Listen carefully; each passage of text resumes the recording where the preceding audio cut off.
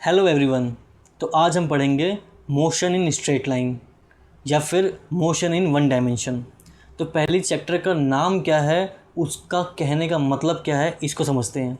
Motion in straight line ये कहता है कि अगर कोई इंडिविजुअल या फिर कोई ऑब्जेक्ट एक ही लाइन में मोशन करेगा, भले ही वो एक्स एक्सिस से मोशन करे या फिर वो वाई एक्सिस से मोशन करे, तो इसको बोलेंगे मोशन इन स्ट्रेट लाइन, क्योंकि हम वन डायमेंशन की बात यहाँ पे कर रहे हैं। अगर एक मोशन जिगजैग मोशन होगा तो वहाँ पर दो डायमेंशन हो जाएगा, यानी कि वहाँ पर एक्स एक्सिस और वाई एक्सिस दोनों आ जाएगा। तो हम पढ़ेंगे मोशन इन प्लेन में या फिर मोशन इन टू डायमेंशन में, ठीक है ना। तो मोशन इन वन डायमेंशन को पढ़ना स्टार्ट करते हुए अपन पहले देखते हैं मोशन का मतलब क्या होता है, ठीक है ना। मोशन का मतलब होता है change of position with respect to time. कोई भी चीज़ अगर अपनी पोजीशन को चेंज कर रही है टाइम के साथ साथ, तो उसको बोलेंगे मोशन, ठीक है ना, कि वो मोशन कर रही है। लेकिन मोशन जो है वो डिपेंड करता है ऑब्जर्वर के ऊपर भी, यानी कि कौन उसको ऑब्ज़र्व कर रहा है उसके अकॉर्डिंग मोशन जो है होता है, ठीक है ना। मोशन एक रिलेटिव टर्म है। रिलेटिव टर्म का मतलब ही होता है कि फ्रेम ऑफ रेफरेंस पे डिपेंड करेगी, ठीक है ना। जैसे कि अगर एक ट्रेन के अंदर मैं और एक पैसेंजर बैठा हुआ है, तो हम दोनों उस मूविंग ट्रेन के अंदर एक दूसरे के लिए रेस्ट पर हैं, क्योंकि हम भी बैठे हैं वो भी बैठा हुआ है, तो दोनों पैसेंजर एक दूसरे के लिए रेस्ट की पोजीशन में हैं।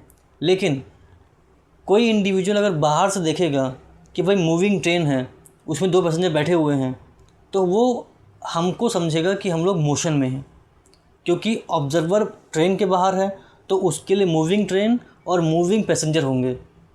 लेकिन सेम टाइम पे अगर पैसेंजर अंदर बैठे हुए हैं तो उनके लिए क्या होगा, उनके लिए होगा कि पैसेंजर आपस में रेस्ट पे हैं, ठीक है ना। तो रेस्ट हो या फिर मोशन हो, दोनों ही जो हैं वो रिलेटिव टर्म हैं, वो एब्सोल्यूट टर्म नहीं है। यानी कि कोई भी अगर आपको कह दे कि कोई चीज़ रेस्ट पे है, जैसे कि अगर कोई कह दे कि पेड़ है और पेड़ जो है वो खड़ा है, इसका मतलब वो रेस्ट पे है, तो ज़रूरी नहीं है वो रेस्ट पे है, क्योंकि वो हमारे लिए रेस्ट पे है।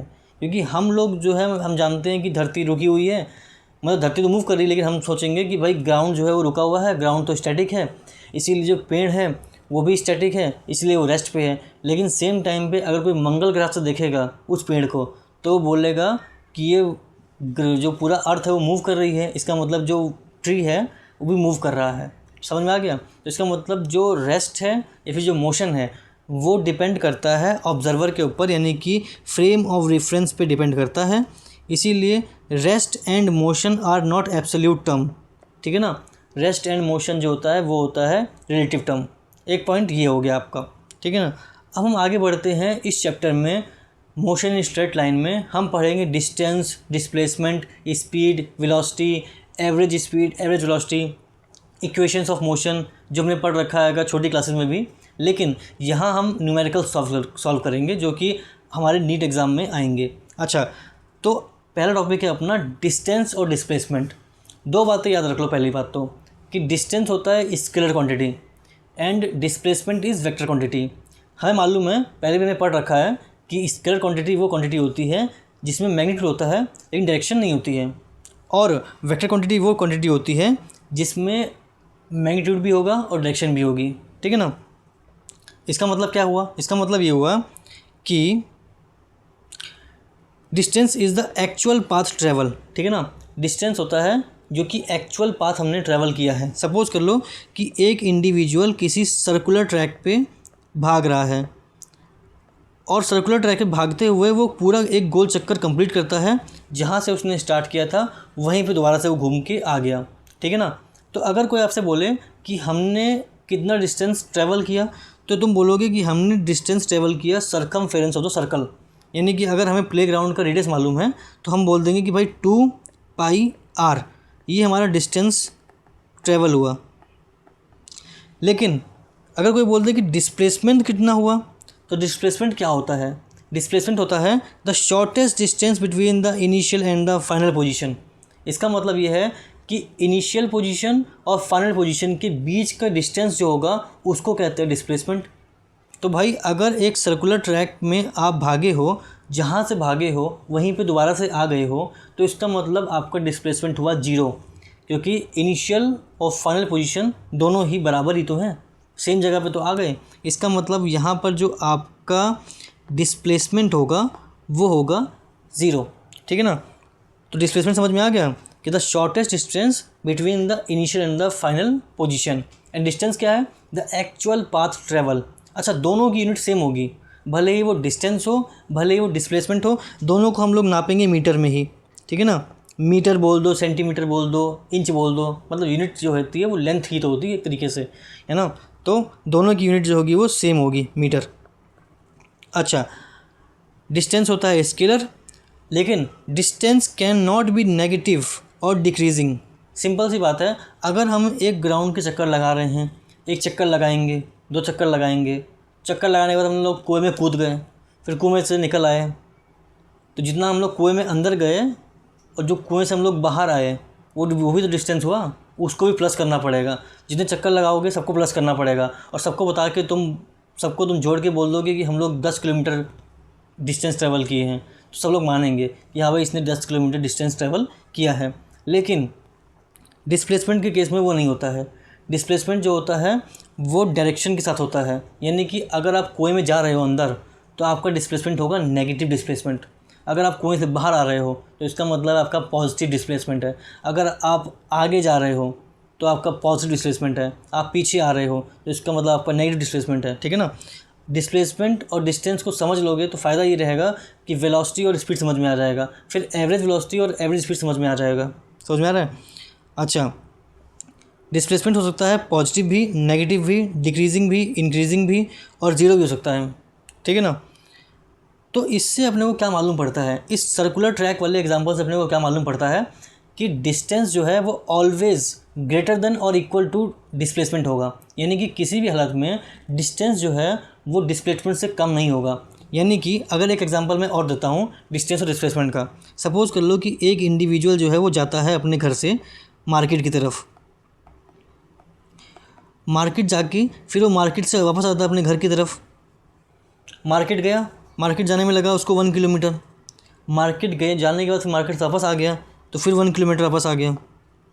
तो डिस्टेंस जो ट्रैवल किया वो क्या हुआ? एक्चुअल पाथ ट्रैवल, यानी 2 किलोमीटर।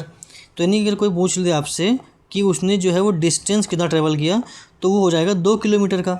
लेकिन अगर वहीं पर कोई पूछ ले आपसे कि डिस्प्लेसमेंट कितना हुआ, तो डिस्प्लेसमेंट जो है वो 0 हुआ, क्योंकि जहाँ से उसने शुरुआत की थी वहीं पे तो आ गया।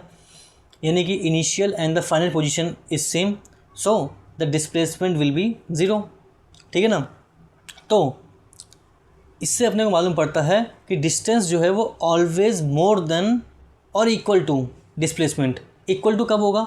इक्वल टू तब होगा, मान लो अगर एक इंडिविजुअल जो है वो अपने घर से सिर्फ मार्केट की तरफ गया, वो मार्केट गया 10 किलोमीटर और वहीं रुक गया, तो इसका मतलब उसका डिस्टेंस कितना है? 10 किलोमीटर, और उसका डिस्प्लेसमेंट कितना है? 10 किलोमीटर।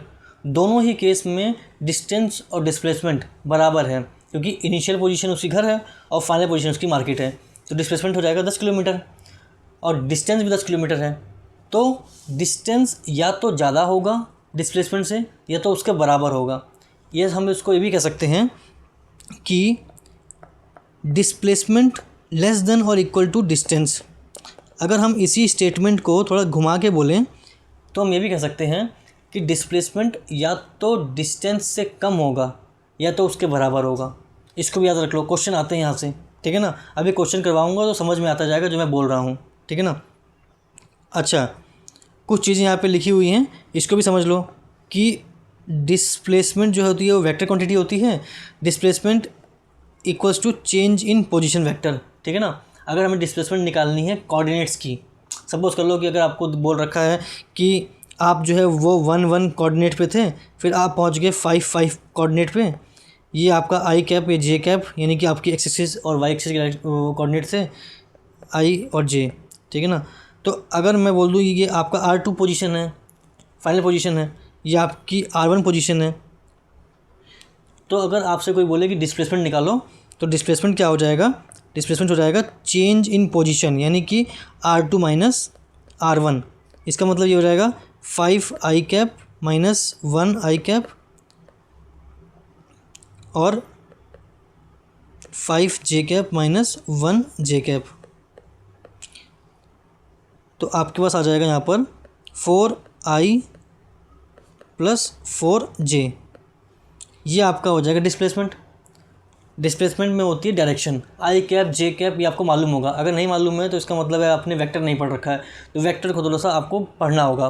पहले आप वेक्टर समझ लोगे तो समझ में आ जाएगा कि आई कैप जे कैप क्या है, डायरेक्शन क्या बोल रहा हूँ मैं, समझ में आ जाएगा आपको, ठीक है ना। अच्छा, तो अपना जो सेकंड क्वेश्चन है वो ये कहता है कि distance can not be decreasing, distance can not be decrease, ये बात बिल्कुल सही लिखी हुई है। डिस्प्लेसमेंट कैन बी, हाँ डिस्प्लेसमेंट हो सकती है कि नेगेटिव या फिर डिक्रीजिंग हो सकती है, लेकिन डिस्टेंस नेगेटिव नहीं हो सकता, तो ये बात सही है। अच्छा, अपना एक क्वेश्चन और आता है, वो ये बोलता है distance and displacement is different physical quantity. हाँ, डिस्टेंस और डिस्प्लेसमेंट दोनों की यूनिट सेम है जो कि है मीटर, लेकिन डिस्टेंस और डिस्प्लेसमेंट दोनों ही अलग अलग फिजिकल क्वांटिटी हैं। क्यों? क्योंकि एक है स्केलर और एक है वेक्टर, ठीक है ना, तो याद रखना इसको। Distance and displacement have same unit and dimension, हाँ यूनिट सेम होगी डिस्टेंस की भी डिस्प्लेसमेंट की भी, दोनों की सेम यूनिट होगी और डायमेंशन भी दोनों का सेम होगा, ठीक है ना, लेकिन दोनों ही अलग अलग फिजिकल क्वांटिटी हैं, ठीक है। अब हम और क्वेश्चन देख लेते हैं। अच्छा, अगला क्वेश्चन ये बोलता है कि अगर if the distance is zero then displacement would be, यानी कि अगर हमारा डिस्टेंस जो है वो ज़ीरो होगा तो डिस्प्लेसमेंट क्या होगा। अगर डिस्टेंस ही ज़ीरो है इसका मतलब वो ऑब्जेक्ट चला ही नहीं बिल्कुल भी, तो इसका मतलब उसका डिस्प्लेसमेंट भी क्या होगा, ज़ीरो ही होगा। अगला क्वेश्चन ये है, if distance is not zero then displacement would be, यानी कि अगर डिस्टेंस जो है वो नॉन ज़ीरो है, यानी कि डिस्टेंस की कुछ ना कुछ वैल्यू है, तो डिस्प्लेसमेंट की क्या वैल्यू होगी। दो पॉसिबिलिटी हैं, अगर डिस्टेंस नॉन ज़ीरो है तो डिस्प्लेसमेंट हो सकता है कि वो ज़ीरो हो और हो सकता है नॉन ज़ीरो हो। सिंपल सी बात है ना, कि मान लो अगर एक इंडिविजुअल जो है वो मार्केट गया 10 किलोमीटर और वहीं रुक गया, तो उसका डिस्टेंस नॉन ज़ीरो है, 10 किलोमीटर है, और उसका डिस्प्लेसमेंट भी कितना है, 10 किलोमीटर है, नॉन ज़ीरो है। लेकिन अगर वो मार्केट जाके वापस आ गया, इसका मतलब ये है कि उसका डिस्टेंस तो 20 किलोमीटर हो जाएगा, लेकिन डिस्प्लेसमेंट हो जाएगा ज़ीरो।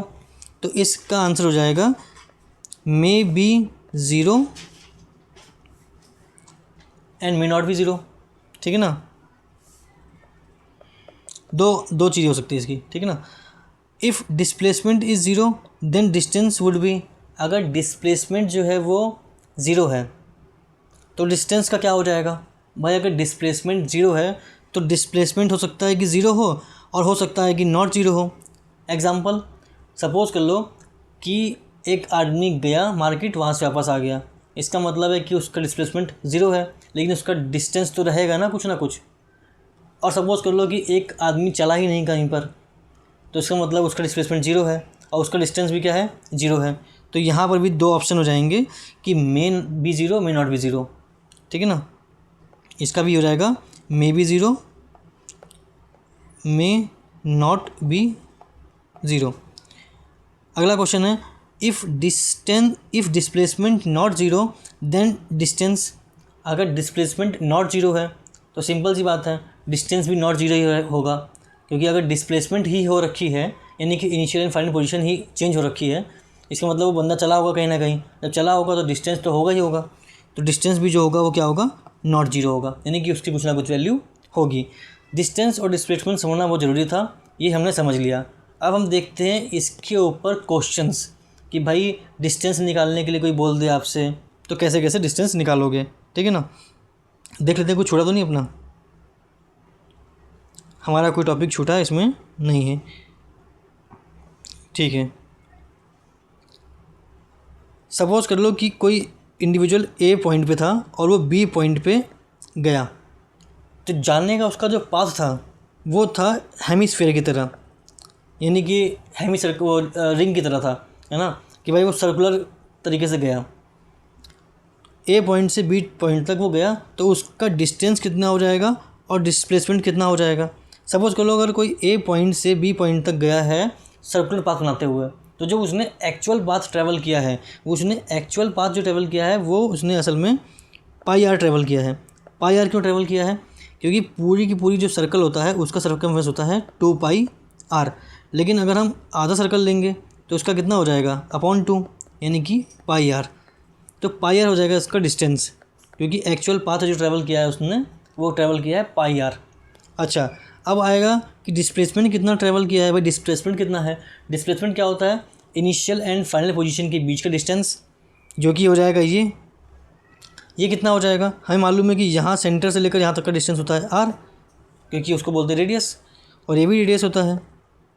तो ये हो जाएगा 2r। कितना हो जाएगा ये 2r। डिस्टेंस हो गया πr, डिस्प्लेसमेंट हो गया 2r, क्योंकि डिस्प्लेसमेंट मतलब होता है इनिशियल एंड फाइनल पोजीशन के बीच का डिस्टेंस, ठीक है ना। और डिस्टेंस क्या हो जाएगा, ये हो जाएगा एक्चुअल पाथ। तो जो एक्चुअल पाथ था वो था ऐसे, ठीक है ना, रिंग की फॉर्म में। तो πr इसका आंसर हो गया डिस्टेंस का। अच्छा, आप सपोज कर लो कि कोई ए पॉइंट से बी पॉइंट जाने के लिए यूँ जाता है और यूँ जाके फिर यूँ जाता है। तो अगर हम यहाँ पे बोलेंगे कि भाई डिस्टेंस कितना होगा, तो हमें मालूम है कि वो डिस्टेंस, अगर मान लो इसका रेडियस r है, तो इसने यहाँ से लेकर यहाँ तक जो पाथ ट्रैवल किया है वो ट्रैवल किया है πr, और यहाँ से यहाँ तक जो ट्रैवल किया है उसने वो πr किया है। डिस्टेंस हो जाएगा πr प्लस πr, जो कि हो जाएगा 2πr। इतना डिस्टेंस इसने ट्रैवल किया। लेकिन सेम टाइम पे अगर कोई पूछे कि डिस्प्लेसमेंट कितना हुआ, तो डिस्प्लेसमेंट जो होगा वो होगा इनिशियल एंड फाइनल पोजीशन के बीच का डिस्टेंस, जो कि यहाँ से लेकर यहाँ तक हो जाएगा 2r, और यहाँ से लेकर यहाँ तक हो जाएगा 2r। तो इसका आंसर हो जाएगा 2r प्लस 2r 4r। तो 4r हो जाएगा डिस्प्लेसमेंट। समझ में आ गया। अगला क्वेश्चन देखते हैं डिस्टेंस और डिस्प्लेसमेंट पे। अगला क्वेश्चन जो है वो ग्राफ का है। अच्छा, मैंने बताया था कि डिस्टेंस जो है वो नेगेटिव नहीं होता है ना। तो अगर इस ग्राफ में देखोगे तो डिस्टेंस टाइम का ग्राफ जो है वो शो कर रहा है कि डिस्टेंस जो है वो नेगेटिव में जा रहा है, ठीक है ना। यानी कि समय जैसे जैसे बढ़ रहा है वैसे वैसे जो डिस्टेंस है वो नेगेटिव में जा रहा है। तो नेगेटिव में नहीं जाएगा डिस्टेंस, क्योंकि distance can not be negative, distance can not be negative. तो ये जो ग्राफ है ये गलत है, रॉन्ग है। अच्छा, अगला ग्राफ देखते हैं। डिस्टेंस और टाइम का ग्राफ जो है, अगला ग्राफ ये बोलता है कि जैसे जैसे टाइम बढ़ रहा है वैसे वैसे डिस्टेंस जो है वो बढ़ रहा है। यानी कि पहले डिस्टेंस था 0, फिर डिस्टेंस हुआ 2, फिर 4, फिर 6, ऐसे बढ़ता गया। उसके बाद फिर 10 मीटर पे आके जो डिस्टेंस है वो स्टॉप हो गया। यानी कि टाइम बढ़ रहा है लेकिन डिस्टेंस रुक गया। यानी कि कोई इंसान जहाँ तो चलना था चला, उसके बाद रुक गया। तो इसका मतलब ये ग्राफ जो है वो सही है, क्योंकि यहाँ पर डिस्टेंस जो है वो पॉजिटिव में आ रहा है और एक पैराबोलिक ग्राफ बनाते हुए रुक जा रहा है, ठीक है ना। अगला क्वेश्चन हम देखते हैं। अगला क्वेश्चन है कि मान लो अगर एक इंडिविजुअल यहाँ है, एक स्क्वायर पार्क है, उसके एक कोने पे अगर एक इंडिविजुअल है और वो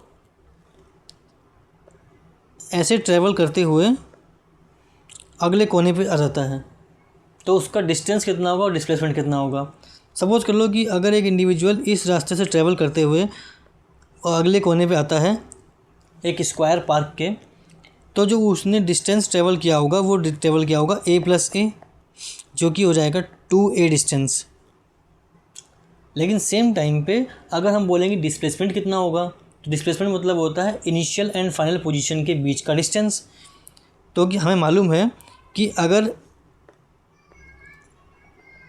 एक साइड a है दूसरी साइड a है, तो अगली साइड जो है वो आ जाएगी √2a पाइथागोरस से, ठीक है ना। तो ये जो डिस्टेंस हो जाएगा यहाँ से यहाँ तक का, ये हो जाएगा √2a। तो डिस्प्लेसमेंट हो जाएगा अपना √2a। समझ में आ गया। ये चीज़ नहीं मालूम है तो अभी समझ लो कि अगर एक स्क्वायर है जिसकी साइड a है, तो उसकी जो डायगोनल होती है, डायगोनल जो होती है वो √2a होती है, ठीक है ना।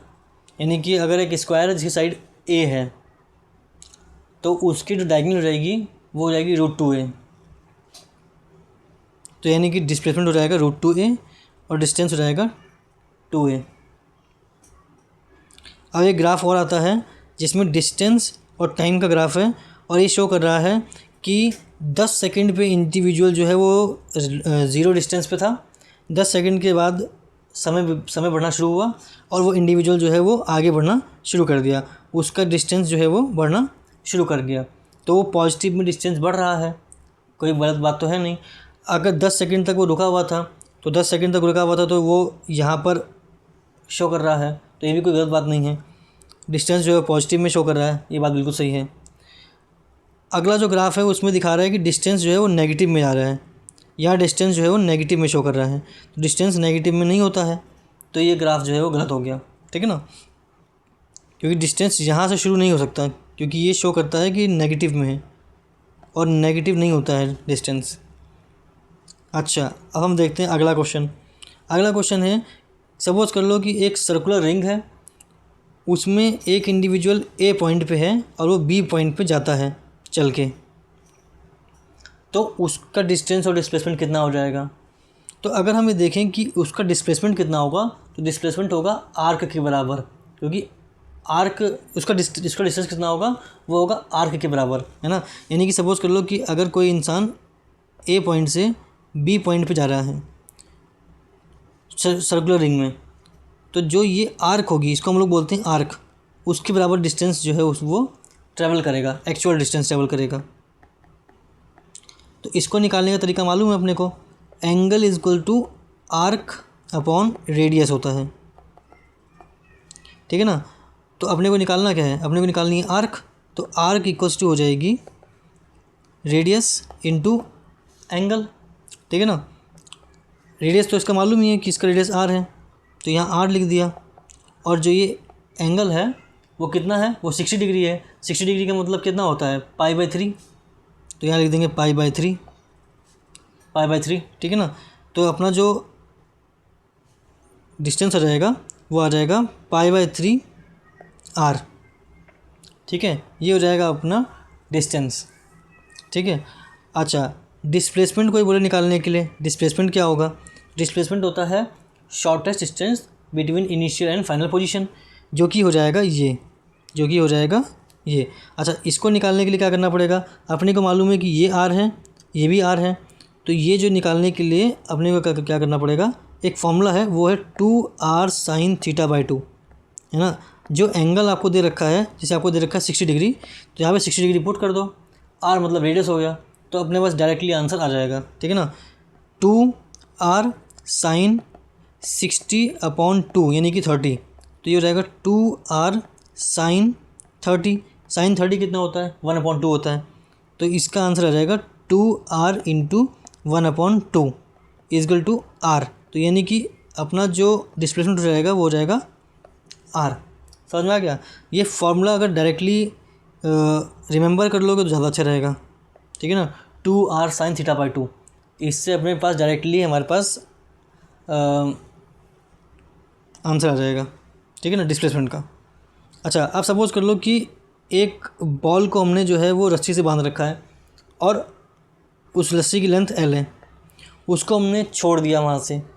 वो छोड़ देंगे अगर हम रस्सी से बांधे हुई बॉल को, तो वो नीचे लटक जाएगी, ऐसे एक आर्क बनाते हुए नीचे आ जाएगी, तो वो आके नीचे लटक गई।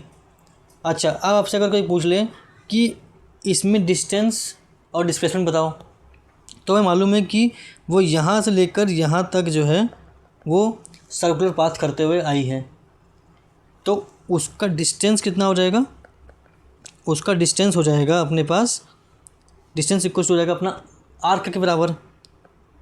और हमें मालूम है कि आर्क इक्वल टू होता है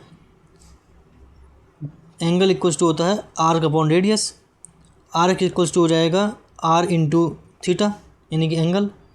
तो अपने को सिर्फ और सिर्फ आर्क निकालनी है, तो r तो हो जाएगा अपना r अपना हो जाएगा l, क्योंकि जो हमारा r है वो हमारा इस बार l के बराबर है, और जो थीटा हो जाएगा वो हमारा हो जाएगा 90 डिग्री, क्योंकि यहाँ पे अपना एंगल आ रहा है 90 डिग्री, तो ये हो जाएगा π/4, ठीक है ना।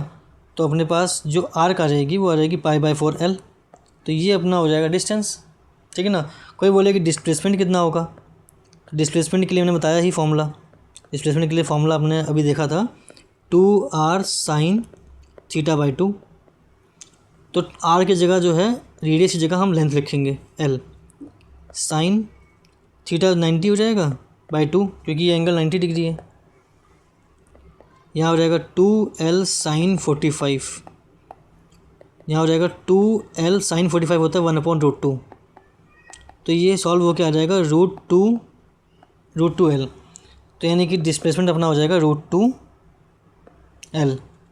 समझ में आ गया? इस तरीके से डिस्टेंस और डिस्प्लेसमेंट सॉल्व करते हैं। ठीक है, एक क्वेश्चन और देख लो, लिखा हुआ है object moves on a circular path by the angle 60 degree, then find the ratio of distance and displacement. हमने ये भी निकाला कि अगर एक ऑब्जेक्ट जो है वो सर्कुलर पाथ में मूव करता है तो उसका डिस्टेंस और डिस्प्लेसमेंट का रेशियो निकालना है। हमारा डिस्टेंस कितना आया था, π/3 r, ये हमारा डिस्टेंस आया था।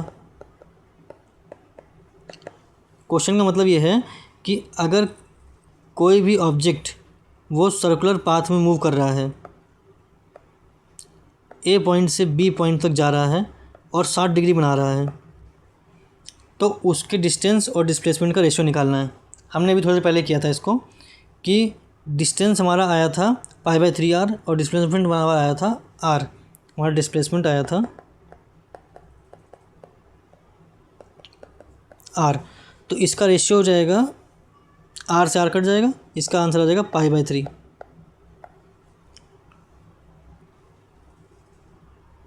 ठीक है।